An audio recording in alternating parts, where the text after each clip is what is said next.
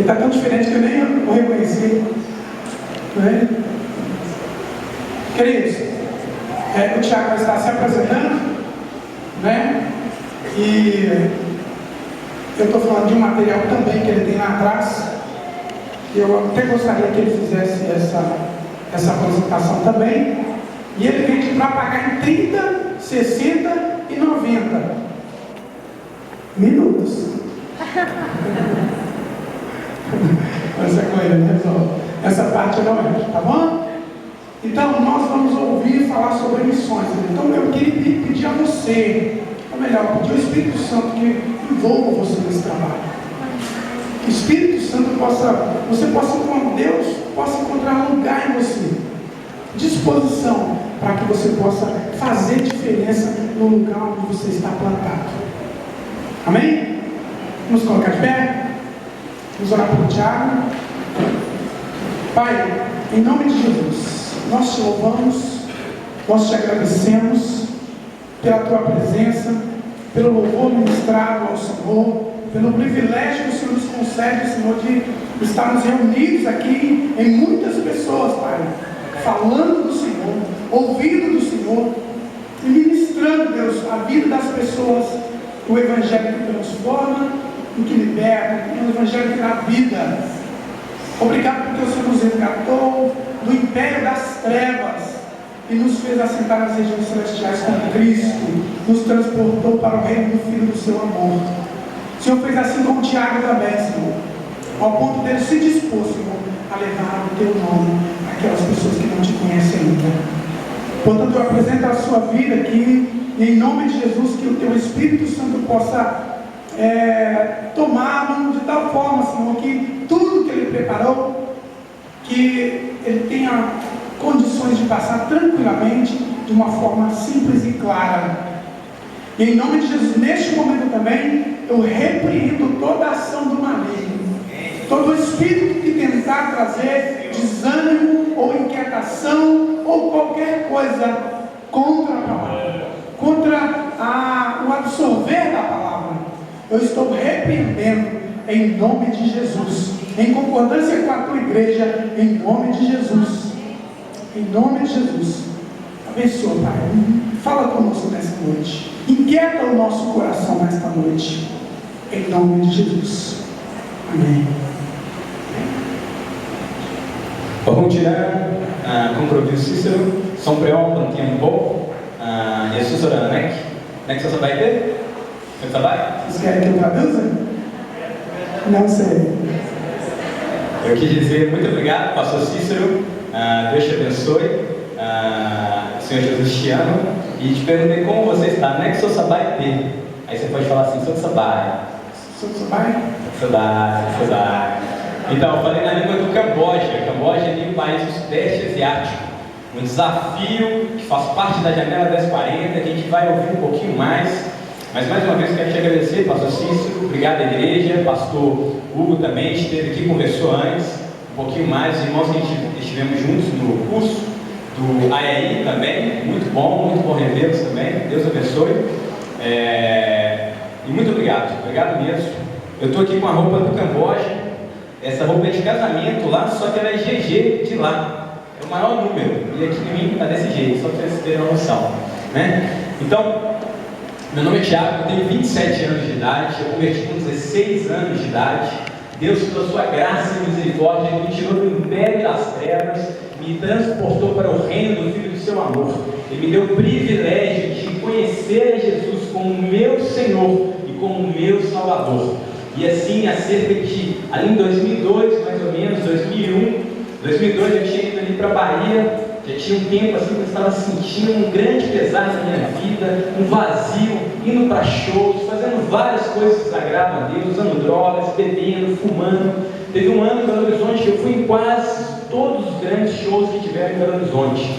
E ali, cada vez que eu ia, mais vazio eu sentia, mais falta de Deus. Eu tive a oportunidade, quando eu era pequeno, de ir à igreja e receber a palavra de Deus, e aquelas sementes permaneceram no meu coração. Quando eu estava lá fazendo as coisas erradas, ainda assim eu lembrava de alguma coisa, tinha algumas pessoas na escola que falavam de Jesus para mim, só que ainda Deus não tinha aberto meu entendimento para compreender a palavra.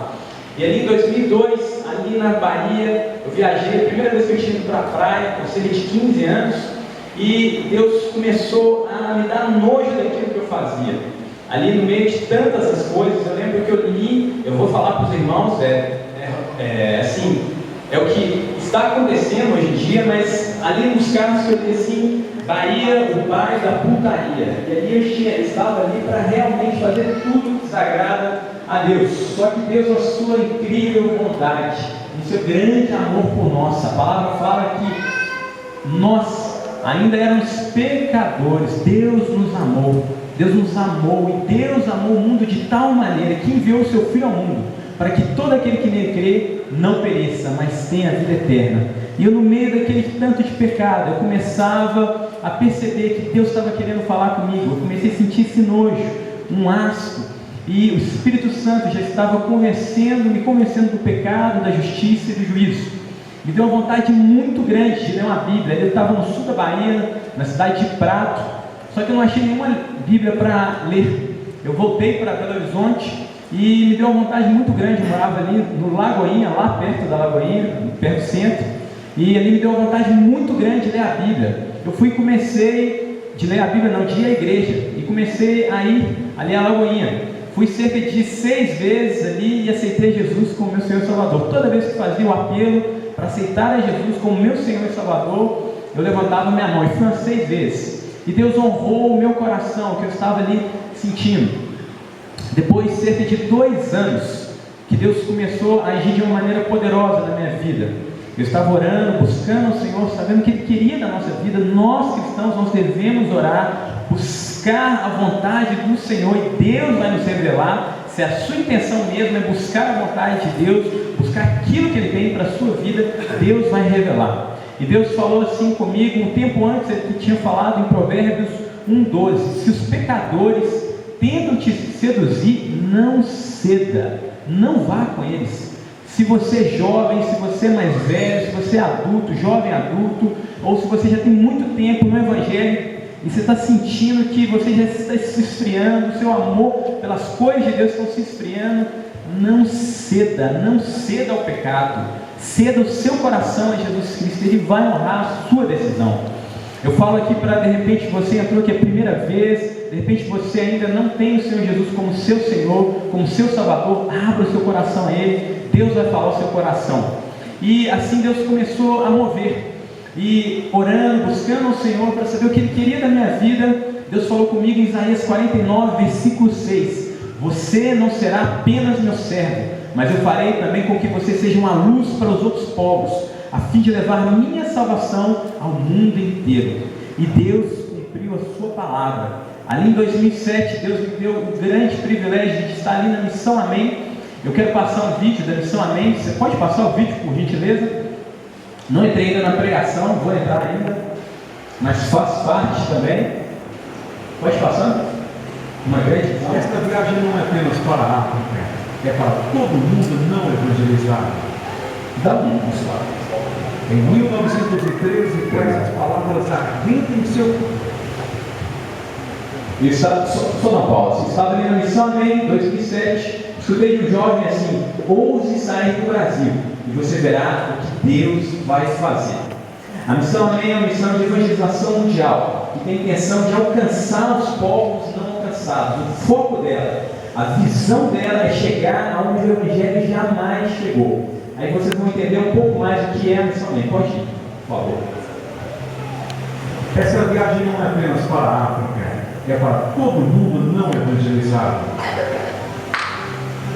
Em 1913, com essas palavras ardentes em seu coração, Carlos Stanley navegou para o Congo.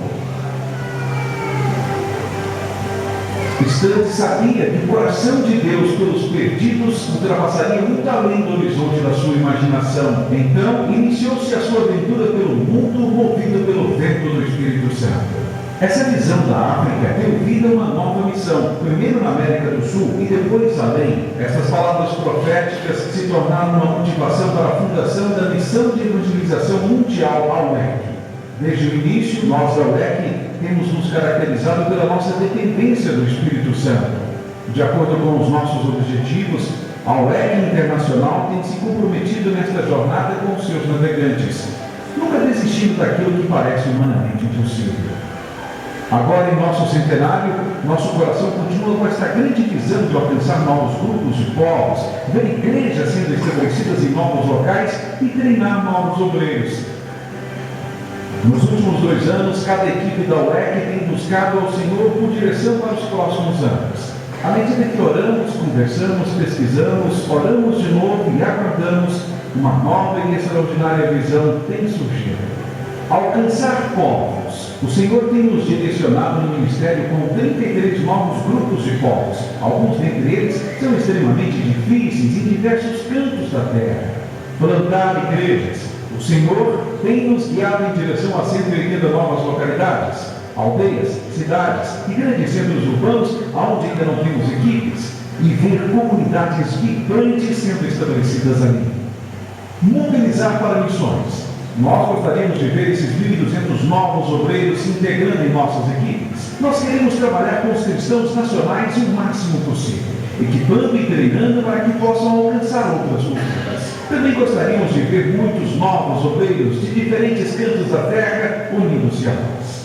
Estes 1.200 novos obreiros preencherão todos os tipos de funções: evangelistas, tradutores da Bíblia, administradores, professores, jardineiros, construtores, técnicos em informática e muitos outros.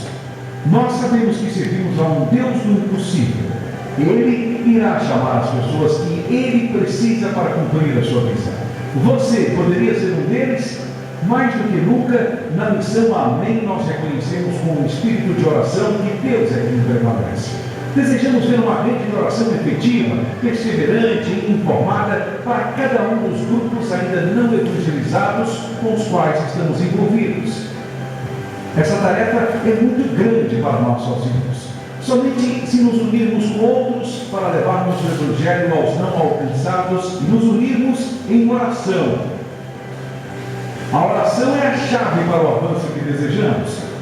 Se o Senhor estiver te conduzindo a se unir nesta rede e orar conosco. 100 anos, muito para celebrar, mas ainda muito a ser feito. Você gostaria de estar conosco na próxima etapa dessa viagem? Aí tem um site, vocês podem pegar informações lá. Então, sabe, a missão Amém, 2007, e Deus falou profundamente através da vida desses jovens. Tinham ido ali para a Europa, onde tem um dos lugares que tem grande necessidade de missionários, apesar de serem ricos. Tem muitos muçulmanos que precisam ser evangelizados, muitos europeus que precisam ser evangelizados, africanos, ali tudo na Europa. Às vezes a gente pensa que ali tem muito dinheiro, mas tem uma carência enorme de Jesus. Outrora, a Europa era um país de grande envio de missionários para todas as regiões do mundo, e hoje já não é mais. Então, escutei isso.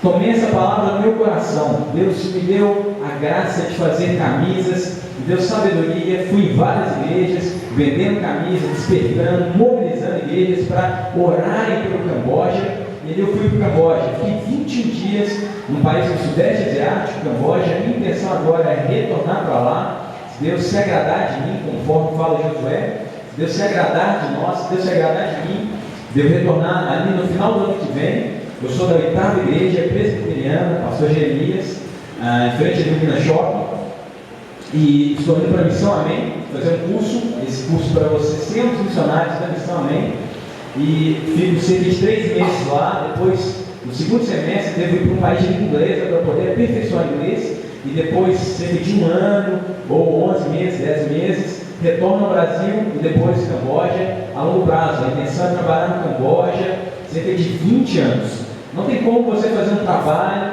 e ele prosperar se você não dá um bom tempo ali. Então é necessário cerca de 20 anos, 2 anos só para aprender a língua. Eu falei algumas palavras ali para vocês.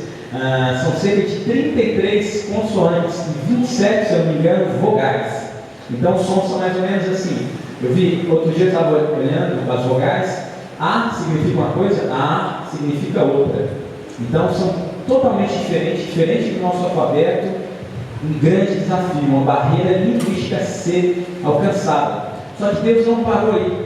Eu estava orando na minha casa em 2008 para 2009, e a palavra de Deus fala: quando você quiser orar, entra você em secreto, e ali você vai orar ao seu pai em secreto, e o seu pai que vem em secreto te recompensará. E orando ali, Deus falou comigo: você vai para a Albânia.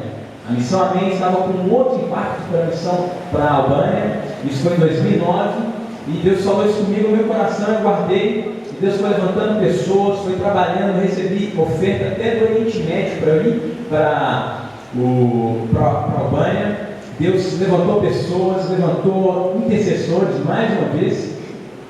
E esse tempo eu era da Lagoinha, fiquei cerca de 8 anos na Lagoinha. Depois eu saí da Lagoinha e fui para a 8ª igreja.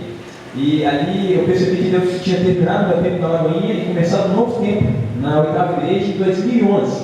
Deus, mais uma vez, Ele acreditou graça na minha vida e me levou para a Bolívia, país aqui bem perto, na América Latina, um dos países mais pobres aqui da América Latina, muita necessidade, mas um povo muito caloroso, um povo cheio do Espírito Santo de Deus. E foi um tempo muito bom ali, onde eu passei cerca de 13 dias evangelizando. Nós saímos 3 dias aqui, nunca de ônibus, nunca dei tanto via terrestre, de ônibus, de trem. Eu dei quase o dia inteiro de trem, um trem que não tinha, os assentos eram totalmente desconfortáveis, era gente, às vezes animal entrando dentro do trem, totalmente diferente, um trem de doido. E Deus, pela sua graça ali, nos deu graça em sair daqui de Belo Horizonte até lá, evangelizando, dando panfletos para as pessoas, falando do amor de Deus. Então foram cerca de 2.000 quilômetros, sem parar de falar do amor de Deus. E hoje eu falo para você que está vindo aqui: entregue o seu caminho ao Senhor, confie nele, o mais Ele fará. Entrega a sua vida, entrega tudo de você, não entrega só 10%. Deus não quer só 10%. Deus não quer o seu dízimo, Deus quer 100% de você, corpo, alma e espírito. Ele quer você integral, porque Ele se deu integralmente para você, através do Filho dele.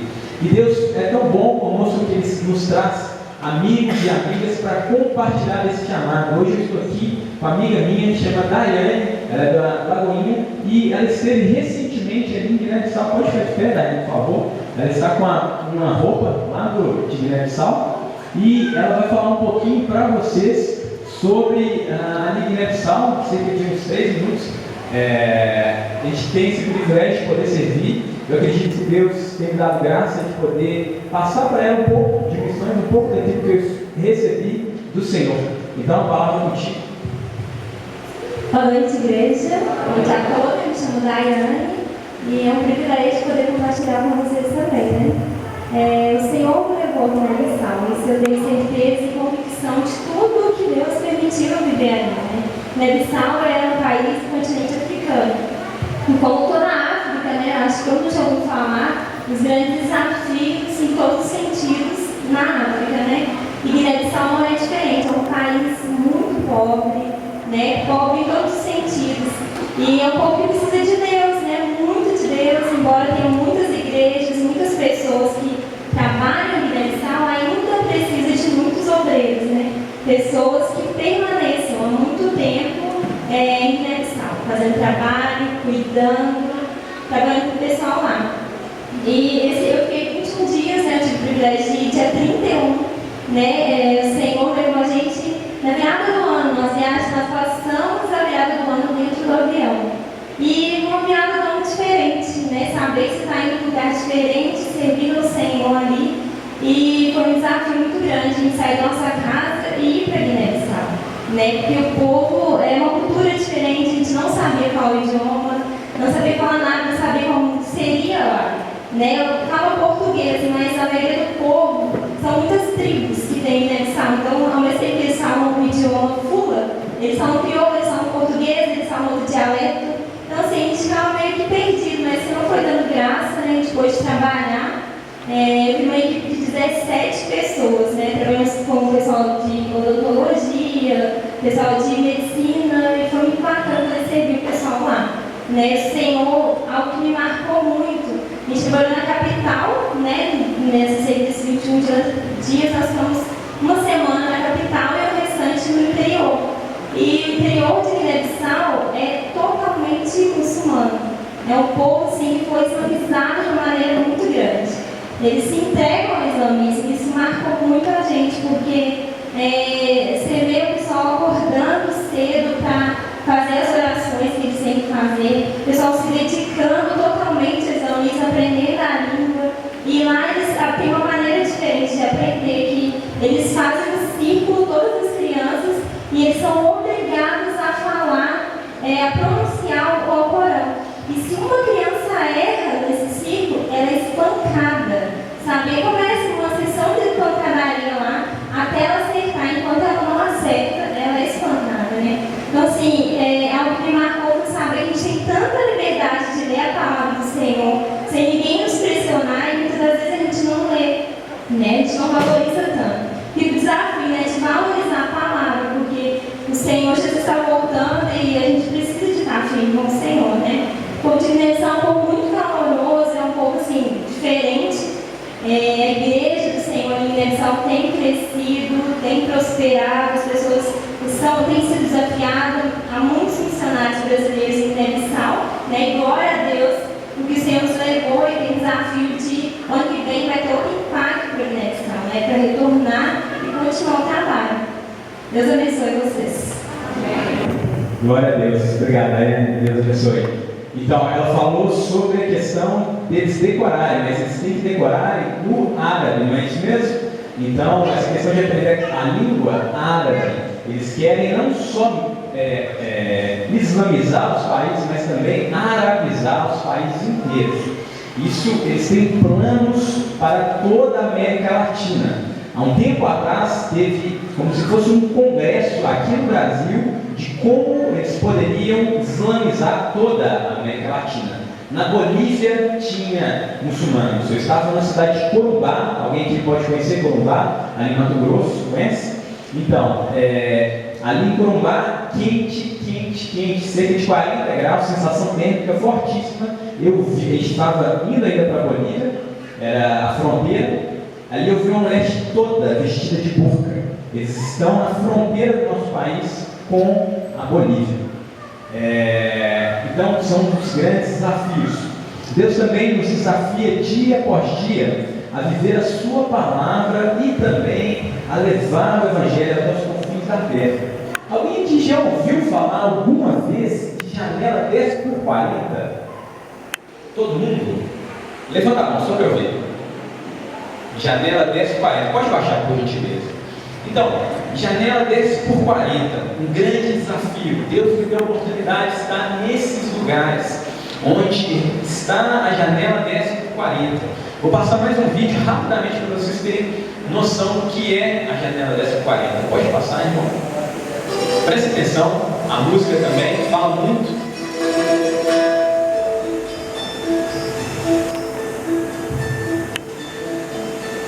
Um grande desafio da Igreja Mundial vai do leste da toda essa faixa, oeste africano, 10 a 40 graus ao norte do Equador.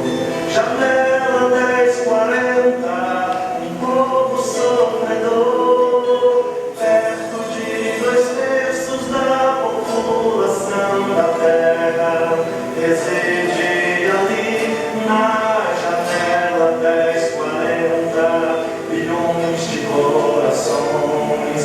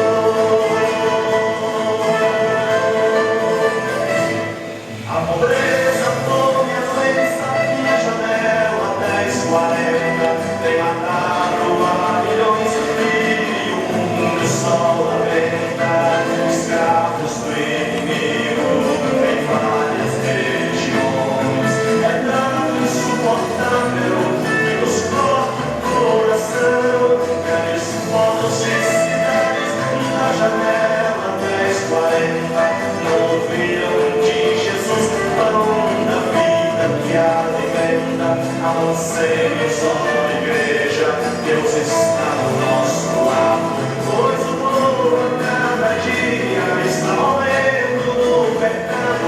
Deus quer ver a igreja toda envolvida em missões, não somente contribuindo, mas também intercedendo. São tão poucos missionários na janela da S40, quando a igreja ora as trevas do setembro. Que o Senhor nos encha todos de coragem e amor, nos dê sabedoria e aumente nosso amor, assumimos nossa parte nesse grande movimento de pregar aos da janela 1040.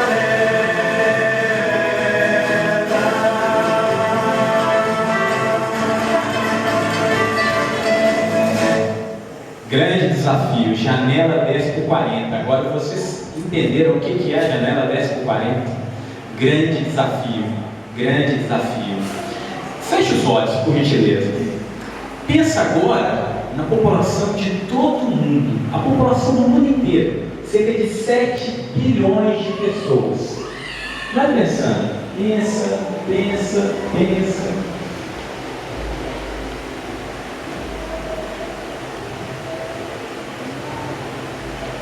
Olha bem, por gentileza. O que você pensou, irmão? Pensei em todos os povos dos mais ricos aos mais pobres, lugares diferentes, né? O que você pensou, irmão? Uma multidão enorme. O que você pensou, irmão? Muita gente. Deixa eu ver aqui. O que você pensou?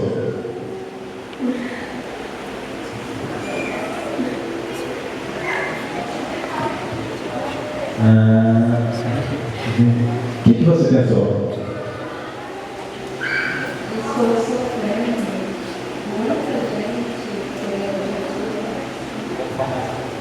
Muita gente buscando o Senhor, querendo, né? Sofrendo, mas não tinha força, né? Ok. O que você pensou, Thiago Elizabeth? O que você pensou quando você fechou o olho? Nada. Não pensou em nada. Nada. Então tá bom.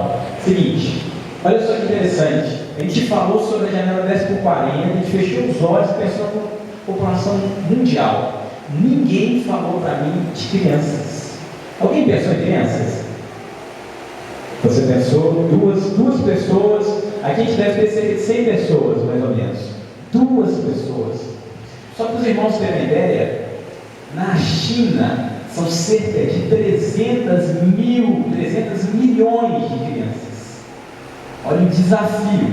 É mais do que toda a população do Brasil, só da China, de crianças. Eles estimam que no Camboja, uma população de 15 milhões de pessoas, 50% são crianças. Olha o desafio. As crianças não são uma igreja de amanhã, elas são a igreja de hoje. A igreja do Senhor Jesus deve investir nas crianças. Investir muito e pesado, porque lá fora eles estão investindo pesadamente. E aí, meus irmãos, janela 10x40, população da China, tantas necessidades. Deus levanta a igreja. Deus estabeleceu a igreja como um luzeiro para as nações. Sócrates diz assim que, sob a direção de um forte general, jamais haverá um soldado fraco. Nós estamos sob a direção de um grandioso general, o Senhor Jesus Cristo, mais do que um general, o Rei dos Reis, o Senhor dos Senhores. E interessante que eu estava lendo há um tempo atrás, a partir de Praxis Apostolon, capítulo 16, e eu percebi uma junção assim de Marchal 16. Alguém já leu esses 2 livros? Praxis Apostolon e Marchal. Para quem não sabe que livros são esses, vocês já leram, mas Atos dos Apóstolos 16 e Provérbios 16, Marchal 16, parece que é uma grande junção. Provérbios, o livro de Provérbios, ele foi escrito na intenção de trazer sabedoria ao povo de Deus, entendimento ao povo de Deus, compreensão para viver uma vida reta, uma vida justa diante de Deus. E Provérbios também pode ser traduzido como parábola, uma máxima sábia, a sabedoria que vem de Deus. Lá em Tito 2,11 vai falar assim que e esse livro é cheio disso, da graça do entendimento. A graça primeiramente foi salvadora nas nossas vidas, depois Deus nos deu a graça do entendimento, que é nada mais nada menos que conhecer as Escrituras, e a graça de Deus também educadora, que vai falar assim que essa graça educadora para que a gente renegue as impiedades, as paixões mundanas, nós possamos viver no presente século de maneira sensata, justa e piedosa, de maneira que nós pratiquemos a nossa fé. E o livro de Provérbios está cheio disso, mas nós também sabemos que o livro de Atos dos Apóstolos também fala poderosamente do agir de Deus, da manifestação da glória de Deus através dos apóstolos, com a figura principal mais à frente de Paulo com seus companheiros. Fala também da teocracia de Deus, que Deus conduz todas as coisas, Deus conduz a sua vida, conduz a minha vida, as nossas vidas. Deus, Ele não só se detém na questão do universo, do grandioso universo, do mundo inteiro, das galáxias, mas Deus se detém na minha vida e na sua vida, naqueles detalhes pequenos do dia a dia, das nossas circunstâncias, dos nossos defeitos, dos nossos problemas, na nossa casa, no nosso trabalho. Deus está ali conosco também. Deus tem total domínio de todas essas coisas. E o livro de Atos também é um livro que é um livro existencial, porque ali a partir do capítulo 28, a gente percebe que parece que não para o livro, mas dá um prosseguimento. A história para, mas Deus trabalha a história de Paulo ali momentaneamente, parece que ela não continua, mas essa história continua, quero dizer que continua e continuou através dos séculos, das eras, das gerações. O capítulo 29, 30, 31 está sendo cumprido, está sendo escrito através das nossas vidas, que tantas outras vidas de geração de missionários. Eles falam que o século XVI foi o grande século de enviador de missionários católicos para todos os mundos, para todo o mundo. E o século XIX foi o grande século de missões protestantes, que mais nunca em toda a história tinha sido enviados tantos missionários como no século XIX. E ali vai dizer,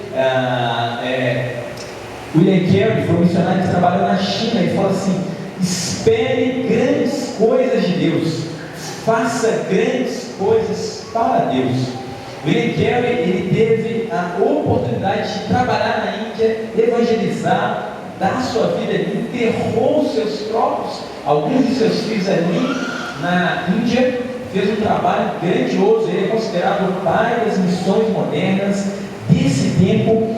Deus cumpriu, Deus está cumprindo aqui na Igreja Betânia, cumpriu através de missionários que eu fiquei sabendo a história da Igreja Betânia, de missionários lá nos Estados Unidos, de repente nem conhecia, não sabia nada do Brasil, e Deus tocou para que eles pudessem vir aqui e dar a vida deles. Então o livro de Atos também é um livro existencial, que ele fala das nossas vidas, do agir de Deus nas nossas vidas e os fatos de Deus para se cumprir a palavra dele. Deus cumpriu a palavra dele. Fala também da doutrina da providência divina, que é nada mais, nada menos que Deus tem a sua suprema sabedoria de conduzir todas as coisas, sejam elas visíveis ou invisíveis, sejam elas quais forem as coisas, desde um tsunami até uma folhinha que está no chão, até a dose dessa igreja, até hoje, o dia que você acordou. Deus tem total domínio sobre todas essas coisas, e Deus coopera nelas também. E eu quero começar lendo o capítulo 16, Paulo está na sua segunda viagem missionária. Eu posso ir até que horas, pastor Cícero? 8h30? É isso? Não, desculpa. 9h15? 9h20? Tá bom, ok. Então, Atos 16, vamos abrir Atos 16. Paulo, na sua segunda viagem missionária, ele vai separar de Barnabé, um pouco antes, no capítulo 15, versículo 16. Paulo ele vai ter uma grande contenda. Isso acontece em missões. Os irmãos olham por isso, porque há muitas tensões nas equipes missionárias fora do Brasil. Eu acredito que aqui eu conheço tensões, às vezes na equipe pastoral, tem as dificuldades, né, nas equipes de líderes. Então olhe, porque lá fora é bem pior. Você está em outra cultura, longe de tudo. Olhe para as equipes missionárias. Isso aconteceu com Paulo. Só que lá em 2 Timóteo, no capítulo 4, versículo 11, Deus fala para Timóteo: traz consigo, traz com você, Timóteo, Barnabé, traz com você Marcos, porque ele é muito útil para mim no ministério. Paulo mais à frente foi reconhecer que Marcos, porque Barnabé estava querendo levar Marcos, mas Marcos tinha se separado da equipe missionária numa viagem anterior. Mas Paulo, não querendo levar, pensou que esse jovem Marcos, de repente o jovem ali, não estava de fato mesmo com o coração entregue à obra, ia fazer a mesma coisa, mas mais à frente Deus vai falar, Paulo vai falar com Timóteo, trazer ele, porque ele é importante para mim. Nós devemos investir em pessoas, a igreja do Senhor Jesus deve investir em pessoas. Pessoas são importantes para Deus. Nós podemos fazer todos os métodos, todas as coisas para tentar ganhar as pessoas, mas o que é mais importante do que o método são as pessoas.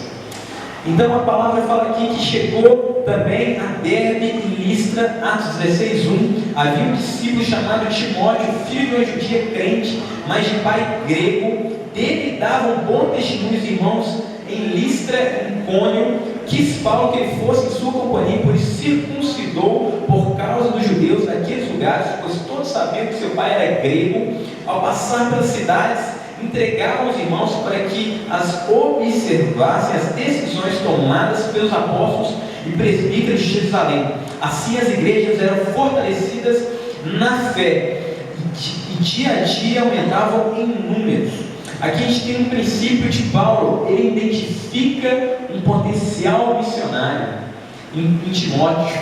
Uma igreja saudável, ela identifica os seus potenciais missionários, desde as crianças pequenas até os jovens, juniores, até as pessoas mais velhas. Eu conheço a história de um pastor com cerca de 75 anos de idade, que ele foi consagrado ao ministério pastoral. Se eu não me engano, hoje ele está com cerca de 90 anos, até hoje ele está no ministério. Já se passaram aí anos. Ele foi levantado pelo ministério pastoral com 75 anos de idade. Ninguém é velho demais aos nossos olhos para fazer alguma coisa, ninguém é jovem demais. Se você é jovem, Deus falou comigo muito forte no meu coração. Eu tinha uns 3 anos, mais ou menos, que eu tinha convertido. Deus falou comigo da seguinte maneira: não espere os outros serem e fazerem, seja você e faça você. Você às vezes dá muitas desculpas para Deus para fazer alguma coisa. Timóteo aqui, esse potencial que Paulo já identificou e já levou ele para uma viagem missionária. Uma igreja saudável é assim. Paulo ele está ali espalhando o evangelho nessa região da Ásia Menor, ali que hoje atualmente é a Turquia. Obrigado pela luz, bênção. Hoje a atual Turquia, que é um país que ali também foi falado a Turquia em Apocalipse, as 7 igrejas do Apocalipse, Esmirna, Tiatira, Sardes, Pérgamo e outras. Essas igrejas que outrora ali eram igrejas, hoje são países. É um país totalmente islamizado, muçulmano, um país que tem dificuldade. Há cerca de uns 2 ou 3 anos atrás, uns missionários ali foram degolados.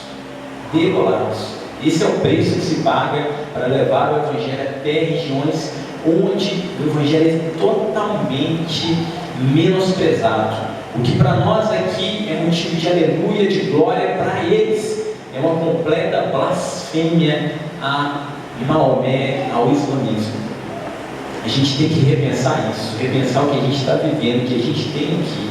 A gente é muito abençoado. Vocês às vezes não têm nem noção. Ele ia sobrevoando Istambul, indo para Albânia, sobrevoando Istambul, a única capital do mundo que está em 2 continentes ao mesmo tempo, a cada mais ou menos cerca de 1 quilômetro era uma mesquita, 1 quilômetro uma mesquita, 1 quilômetro uma mesquita. Só que não é uma mesquita qualquer não, era uma mesquita enorme, suntuosa. Eu estava no hotel. Missionário não é só coisa ruim também não, tem muita coisa boa que Deus faz você conhecer. Esse potencial aqui de Timóteo, ele conheceu muita coisa boa, mas sofreu também. Deus me deu o privilégio ali, tem coisa que a gente fala que é só missionário e milionário. Deus me deu o grande privilégio ali, ó, eu fiquei num hotel de 5 estrelas. Depois eu fui entender também porque era de 5 estrelas.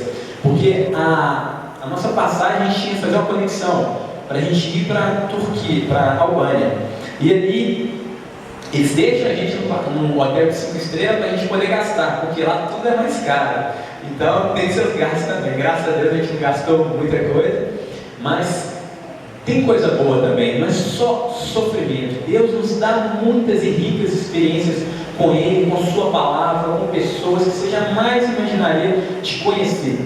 E ali, hoje, essa região inteira é tomada pelo islamismo.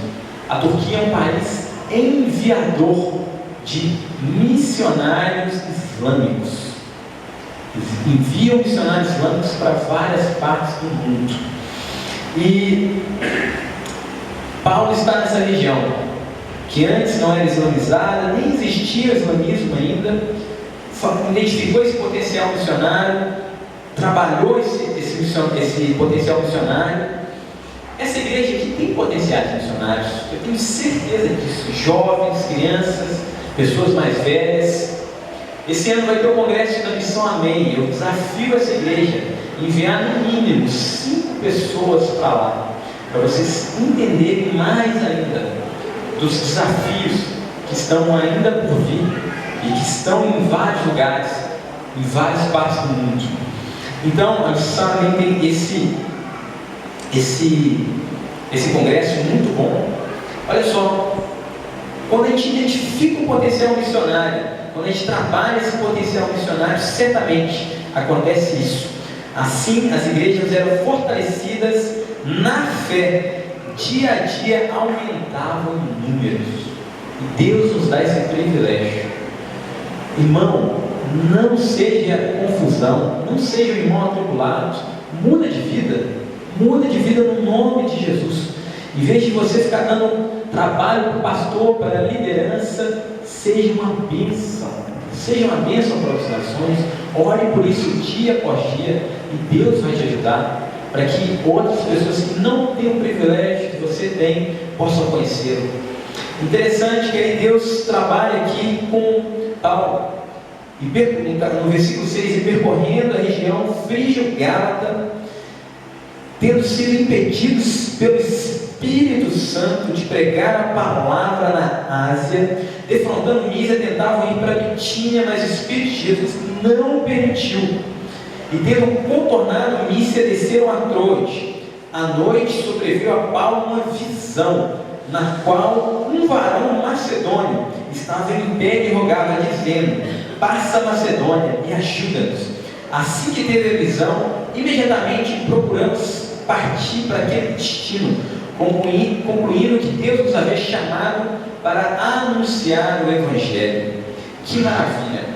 Da mesma maneira aconteceu assim com um missionário chamado Adoniran Judson. Ele estava querendo evangelizar a Índia. A Índia, há mais ou menos, imagina, 100 anos, cerca de 100, 150 anos atrás.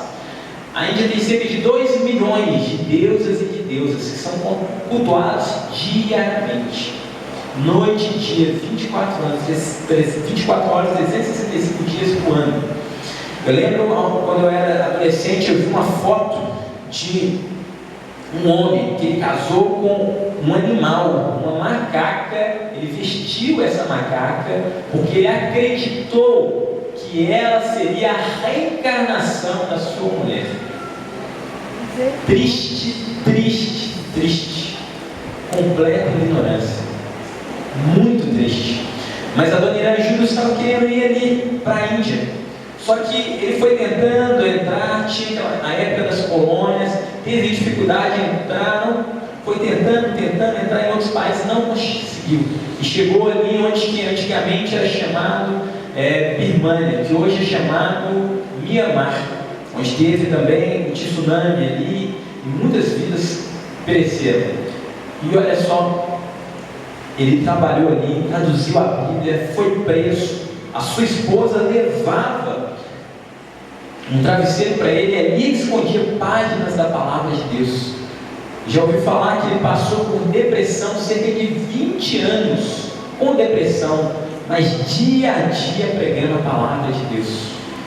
E hoje ali nós temos cerca de mais de 150 mil crentes ali. Graças a Deus. A dona Irã disse da seguinte maneira: eu só saio desse país quando eu ver fincado, cravado a bandeira do Evangelho desse país. E Paulo, um homem de visão, da mesma maneira, estava ali querendo pregar o Evangelho. Ali em Bitínia teve um sinal, não pôde pregar, depois foi para outra região. Assim a palavra de Deus nos fala para lá em Atos 1:8, Deus fala que o Espírito Santo vai vir sobre nós, nós seremos testemunhas. Mas tem um pastor lá de São Paulo que fala da seguinte maneira: se nós não cumprimos Atos 1:8, Deus nos envia Atos 8:1. Depois ali a palavra tinha sido dada para que eles pudessem levar o Evangelho a várias nações e pregar o Evangelho, falar de Jesus. Eles estavam ali totalmente em Jerusalém, no mesmo lugar, nas 4 paredes do templo. Só que ali Deus trouxe a perseguição. Só que em Paulo foi diferente. Paulo, um homem que já tinha visão, estava querendo pregar o Evangelho. Deus deu a ele uma outra visão, de um outro trabalho. O mesmo pode acontecer comigo. A minha intenção é ir lá para o Camboja, pregar o Evangelho ali, plantar igrejas no interior. Tem cerca de 6 anos que eu estou preparando para isso. E ali, ou um pouco mais, cerca de uns 8 anos, e pregar ali, levar o Evangelho a regiões ali. Eu tive a oportunidade de ir em regiões que não tem nada. Você anda quilômetros e quilômetros e não tem igreja nenhuma. E Paulo querendo ir. Só que Deus dá uma outra visão para ele: você vai para Troade, no varal Macedônia. Aqui a gente tem um princípio muito grande. No versículo 10, é Deus que nos chama para pregar o Evangelho. É Deus que te chama, irmão, para pregar o Evangelho. Você deve pregar o Evangelho. Há tantas outras pessoas sem o Evangelho. Para pregar o Evangelho você vai ter que ter coragem, disposição. Você vai ter que se renunciar muitas vezes para pregar o Evangelho. Eu tenho tido uma oportunidade de pregar o Evangelho para ciganos, ali em Betim. Eu nunca pensei que eu iria trabalhar com ciganos, mas se os irmãos não sabem, os ciganos são um dos povos menos alcançados no Brasil, dos povos menos evangelizados, que são os ribeirinhos, os sertanejos, os quilombolas, são os ciganos, os indígenas, os ricos dos mais ricos e os pobres dos mais pobres, os menos evangelizados do país. Porque de repente a gente está esperando muito e não vai até eles, esperando muito até Deus falar. E Deus já falou, Deus já teve misericórdia, agora tem misericórdia de vocês.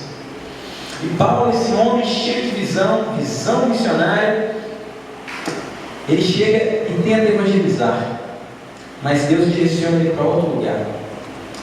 Quanto mais a igreja for visionária, mais ela será missionária. Quanto mais nós entregarmos, termos a visão clara de Deus, clara das Escrituras, mais nós vamos se entregar à tarefa missionária. Só que Paulo não vai parar por aí. E ele continua, interessante, só retornando a esses versículos, que tem algo que trabalha juntamente com Provérbios 16, no capítulo 1, fala que, 16:1, o coração do homem pode fazer planos em Provérbios. mas Provérbios 16:1, mas a resposta certa vem dos lábios do Senhor. Em Provérbios 16:9 diz assim: coração do homem traça o seu caminho,